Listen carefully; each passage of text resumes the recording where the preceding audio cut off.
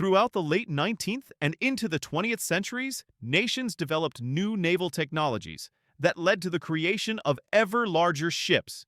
One of those types of ships was, of course, the battleship. Every naval power, ranging from the United Kingdom to Japan, was developing battleships. Even South American and Balkan nations were caught up in creating these colossal fighting machines. However, not every battleship created or idea developed was the best. In that same vein, already existing battleships might be used in another role, or other ships with battleship guns could be transformed. In today's video, we're going to look at 3 unique and some terrible ship designs. First up, we have a French battleship from the late 19th century, the Bouvet. She was a part of a larger class dubbed the Fleet of Samples, as they were all slightly different from each other. In the late 1880s, the construction of battleships had been suspended and then resumed, with the powers at the time favoring the Jean Cole fleet composition that focused on smaller craft. Admiral Bay, the leader of the Jean, was briefly Minister of the Navy and canceled the construction of battleships to focus on his preferred program of ships. However, he fell out of power rather quickly, as many politicians, civilians, and a good portion of the Marine National desired battleships, as they saw them as the only lasting form of sea power. With that, the construction of battleships was back on.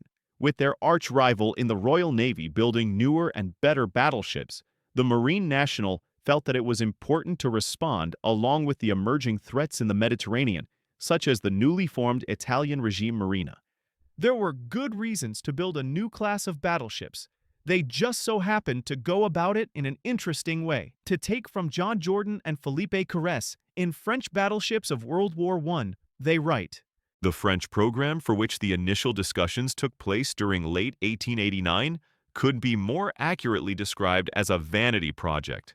Competing design proposals were invited for new ships for consideration for the Council of Works. In the equivalent of an academic essay contest, the prize being the commission of a ship from each of the 4 winners. Certain key parameters were set for displacement, armament, and the thickness of the armor on the belt and turrets.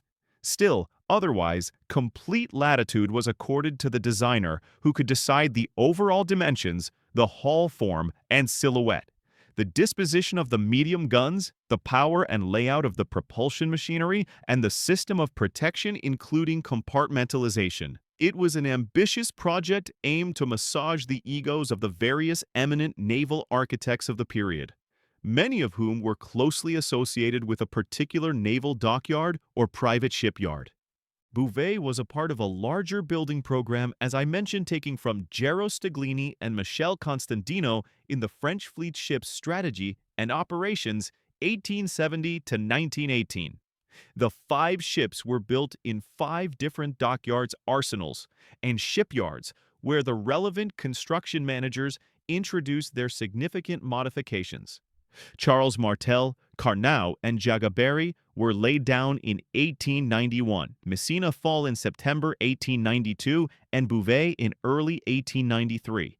Since the design modifications introduced by the dockyards/shipyards related to hull and superstructure, it is difficult to understand fully their logic. The only effective need being to avoid overloading and overcome stability issues. Taking into account the final result, it is safe to assume that these objectives were not reached. The 5 ships had in common only a tumble-home hull shape, and the layout of the main caliber guns arranged in 4 single turrets, of which 2 were placed along the centerline and 2 aort ships on sponsons. The disposition would allow both broadside and forward fire, even though a trend of the time was going towards line-ahead formation of capital ships that emphasize broadside fire. So, it's safe to say the ships of the class were different from one another in not the best ways. In early 1891, before even the keel had been laid down for Charles Martel, Charles Yuen, who had designed her, had submitted another design for an improved version, the basis of Bouvet. She would be slightly larger than her 4 half-sisters and incorporated new features, being the only one by 1914 in frontline service. Pretty good, right? Well, We'll get into the problem shortly. She was built in Laurelent Naval Dockyard. She was laid down in January of 1893, where she had some interesting features taking from Jordan and Therese. Again, as designed, Bouvet had a length between perpendiculars of almost 118 meters and a displacement of 12,200 tons. The hull was not cut down aft. Superstructures amidships were reduced in height, and there were two relatively short military masts. However, the hull had the same pronounced tumble home as the earlier ships to maximize fore and after arc for the wing turrets. The armament followed along similar lines to the other ships: 305mm and 274mm guns, with a smattering of other ones. Now, normally I would go over the characteristics of the ships. Instead, I'll just put up a photo of the information for your viewing pleasure. I'll leave it up for 5 seconds so you can easily pause and get back to the rest of the video. Like other ships of this interesting class, Bouvet had stability issues. In 1894, a model was used to reveal how vulnerable the ship was if the cofferdam of the ship was breached. The free flow of water above the armored deck would have created similar problems experienced by the modern car ferry Held a Free Enterprise, causing the ship to capsize. At the same time, concerns were expressed about the piecemeal increase in weight, particularly about the armor plates and turrets. Laurel was invited to suggest weight-saving measures, but was unable to supervise the ship's construction due to his other commitments and resisted any departure from the plans. He in turn proposed weight-saving measures, including the replacement of the military masts by a pole mast, reduction in the thickness of plating, and lighter anchors in the pattern of Bruce. So there were issues.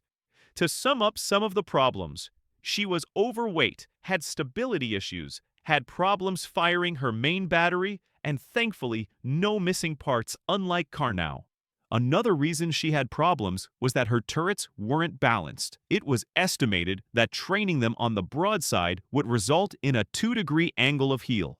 The half-meter height of the belt meant that at a normal load, it would be submerged with an angle of 3 degrees, which left a very small margin for sea conditions and how overweight she was. A lot of problems were resolved in the coming years throughout refits, like the lightening of the superstructure and the deletion of the 37mm Hotgas guns. Those tests to her stability prove fortuitous and are another reason why she was a bad ship. During the First World War, Bouvet was participating in the Dardanelles campaign, where she was to provide gunfire support to the Allied troops, and maybe even force their way through the straits to Constantinople. However, she was certainly the most unlucky ship of the fleet of samples, as during the campaign, she would suffer several hits from Turkish forts. And on March 18, 1915, she struck a mine, which exploded below the starboard 274mm gun. Bouvet capsized in 2 minutes, taking 660 officers and men with her. As the model showed from earlier, she did capsize and roll over quickly.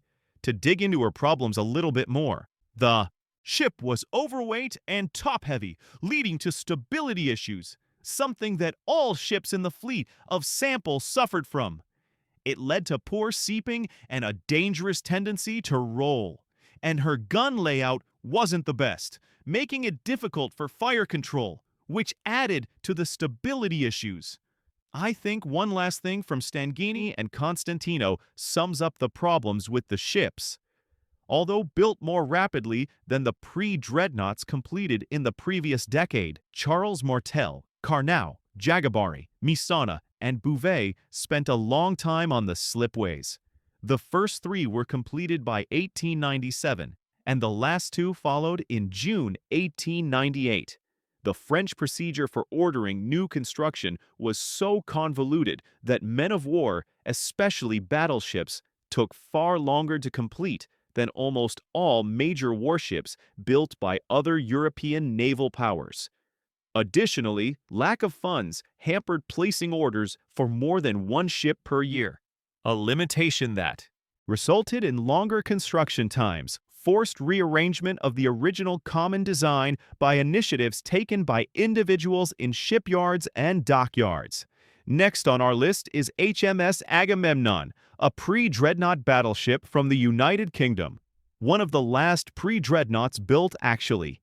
Nevertheless, the United Kingdom was looking for a suitable target ship. Particularly, the Commander-in-Chief of the Grand Fleet in September 1918, Admiral David Bay, where R.A. Burt in his book British Battleships 1889-1904 writes, on September 14, 1918, CNC David Bay wrote to their lordships at the Admiralty explaining his theory that practical gunnery experience was required for many of the ships in the battle fleet because they had not seen action or had a chance to fire their guns at a suitable target, even in practice shoots. War experience had emphasized the importance of observation of fire as the principal factor in successful fire control. The newly introduced system of throw-off firing provides excellent practice for the control personnel in all respects except observation on fire, which is not furnished in a realistic manner during target firings under modern conditions. It is over 2 years since the battle fleet had any action experience, and a large number of control officers have joined. Important decisions governing fire control and concentration have to be decided largely on conjecture, so far as observations of fire is concerned. This leaves an element of doubt as to what is or is not practical under action conditions. It is therefore considered a matter of urgency that some practice in spotting against a ship target under realistic conditions should be afforded to control officers. To meet the requirements, it is proposed that a hulk target be provided, either an obsolete warship or damaged merchant vessel, and that a full-caliber firing with practice shot be carried out periodically and witnessed by control officers who can be accommodated in the firing ship or ships. It is requested that this important matter may receive their lordships' early consideration. Receiving the request, what Admiral Bay had said, their lordships in the Admiralty made moves to sanction the use of one of the many obsolete warships available. And in early 1919, firing test was carried out at Sheerness on plates of a similar thickness to those fitted in the old pre-dreadnoughts. Their decks, to be more specific. But it was realized that any ship with 15-inch shells would sink quickly, i.e., the most modern battleships of the fleet and some of the 15-inch monitors. Therefore, it was decided that the target ship should be fired on by ships with 6-inch guns or less, so light cruisers and below. At first, they were going to use the old Hibernia of the King George III class, but Agamemnon was put forward on offer, and she was eagerly accepted because she was much newer. Work proceeded on December 6, 1920. There were some issues they ran into when they were stripping the old battleship down. She wasn't going to be stable once they removed her 12-in and 9.2-in guns. To overcome this to some extent, they placed ballast in compartments below the main deck and filled others with cork for extra buoyancy. She was completely rewired for extra communication, and many electrical controls were placed all over the ship, as she was going to be wirelessly controlled at times, as beats the theme of the video. Thankfully, R.A. Burt lists out all of the changes the ship went under to be converted into a radio-controlled gunnery ship. Removal of all 12-in guns and mountings, plus all hydraulic gear associated with them. Removal of all 9.2-inch guns and mountings, plus turrets and hydraulic gears. Removal of all 12 pounders and equipment. Removal of all coamings, unheated hatches, scuttles, and lifts. Open ports plated up after removal. Removal of all mess gear and spaces cleared. All CO2 machinery removed. All ventilation trunks were removed and plated up. Lower conning tower removed. 1,000 tons of ballast placed in various parts of the ship as seen necessary. All torpedo equipment removed. All refrigeration equipment removed. Flying deck removed. Sea cabins removed. Main derrick and boat booms removed. Wireless telegraphy office replaced by new control office. All small fittings such as boat davits, anchor gear, coal wenches, storage boxes, etc. were removed. All mast and yards removed as of April 13, 1921. These were Agamemnon's particulars. Some pretty interesting details. Anyway, the first trials were carried out on March 19, 1921, to see how a modern battleship would stand up against a gas attack. However, there are very few records of this trial. Yet it appears the Admiralty found that crews of the upper decks might be at risk if a ship ran through a noxious cloud of gas, but Agamemnon wasn't properly sealed before the trials, so that accurate data couldn't be recorded. We're to take from R.A. Burt. On September 21, 1921, trials were carried out to ascertain the effect of machine gun fire from aircraft. It was appreciated that in such tests, conditions were artificially favorable to the attacking craft, as any modern warship would not just sit there in water and would certainly return any fire. Nevertheless, the test was to see if any of the personnel would be in danger in exposed areas. The trial showed that a modern, well-equipped squadron of aircraft with efficient machine guns could do no better than harass the ship. The plating vertical protecting exposed parts was thick and at times had been penetrated. The horizontal plating in had also been mutilated and in places penetrated, but at the expense of the bullets which had been destroyed. Accordingly, it was agreed that future protection for bridge personnel should be confined to that area only and be at least an inch thick, which would give complete immunity. Later on, she was controlled by wireless and underwent a series of tests in which she was fired upon by 6-in, 5.5-in, and 4-in shells. A total of 1,000 rounds of these various types were fired at her at a range of 14,000 yards, with only a total of 42 hits. Where Burt writes, most of the shells had hit broadside on and did not get past the upper deck, but were brought to a halt there. 3 rounds did penetrate the thin side plating below the upper deck, but the shells were broken up and did not penetrate the middle deck level. There seemed to be little damage in general, where, interestingly enough, Renown and Repulse took shots at the gunnery target ship, which struck her as she was moving away. One struck over a beam, ripped up the wood, and scored the upper plating. Some fragments of the beam and plating did penetrate a thin bulkhead below this area. The other shell penetrated the upper deck over the washroom and the middle deck transverse bulkhead below before coming to a halt in the feed water tank. These 2 shells were not from their main battery weapons. If they had been, considerable damage would have been done to the ship, and a lot of attention was drawn to those areas of the ship in future tests. Where to close out this bit, we'll look at Byrd again. Tests also show that ships built like Agamemnon are stronger. Some of the dreadnoughts, etc., had little to fear from secondary batteries except wrecked upperworks and general havoc. But owing to long battle ranges, small calibers were generally ineffective. Agamemnon was used as a target ship until 1926, and then replaced by Centurion. Next, we have a weird class of ships, the Royal Navy's monitors, but in even weirder roles, such as school ships or accommodation ships, starting with Erebus. Over the coming interwar years, both Erebus and her sister Terror were used for trial firings of their 15-inch armaments against battleships like Bouvet and other smaller armaments. In particular, in August 1921, Erebus badly mauled Bouvet with 14 shells off Isle White. So badly damaged was she that she was scuttled 6 days later. In August 1921, she was paid off into C&M at Chatham, but continued to be used as a turret drill ship there until March 1926, when she changed places with Marshal Soult at Devport. After refit, which saw additional accommodations and classrooms added to her decks in place of her 4-in guns, she was recommissioned in 1926 as a combined turret drill ship training ship for special entry cadets amongst others, with a complement of 243.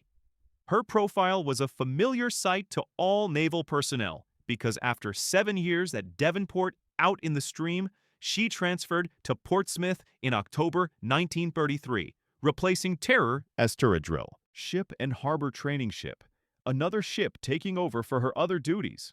Just looking at this picture here with the gym under her 15-inch turret, it just looks so odd. Another thing you should notice is that on the torpedo bulges, she had her boats and whatever else placed on them, which made for a convenient storage area. Another 15-inch monitor that had an interesting service following her active one was Marshal Ney, where to take from Ian Buckton and Big Gun Monitor's design, construction, and operations 1914 to 1945. Marshal Ney was also put to good use after the war. Although nominally on the disposal list, in February 1919, she was the base ship for MLS at Queensborough in the Medway. In September, she moved back to Shees as an accommodation ship. She was sent around to Portsmouth in August 1920 to act as submarine school depot ship at Fort Blockhouse in place of the old cruiser Arrogant. For this role, she was completely disarmed and her tripod. Mask removed. On July 12, 1922, she arrived at Devonport to replace Harlech, originally the 1893 cruiser Cambrian, attached to the Stoker training establishment. She was renamed Vivid after the Royal Navy Barracks, whose tender she officially was. She remained at Devonport for the rest of her service life, another 35 years. In her later years, she became almost unrecognizable as a former monitor, her folkestack being buried under a massive huts, providing additional accommodation. For most of its time, she remained in the dockyard, taking the parental name Drake in 1934. She saw out World War II, providing valuable accommodation when the barracks were bombed. She was renamed yet again in 1947, this time to Alonia II, as she formed part of the Stoker training establishment, which included the repair ship Alonia. She was finally disposed of in 1957, being handed over to Biscoe IV, which allocated her to T.W.W. Ward for scrapping at Milford Haven. Thus departed the least successful but longest-lived of all the large monitors. Her sister Marshal Salt had something similar happen to her. It just had to wait a little bit of time. Following the outbreak of the Second World War, there was consideration for her to go back into service. But it was decided that as poor of shape as she was, they were better off transferring her guns to a new ship. Once her guns were removed, she took up station as a base ship for naval tours in December 1940, providing administrative and maintenance facilities. Her armored decks proved to be a great air raid shelter, even receiving a bomb hit on March 11, 1941, but it was just splinter damage.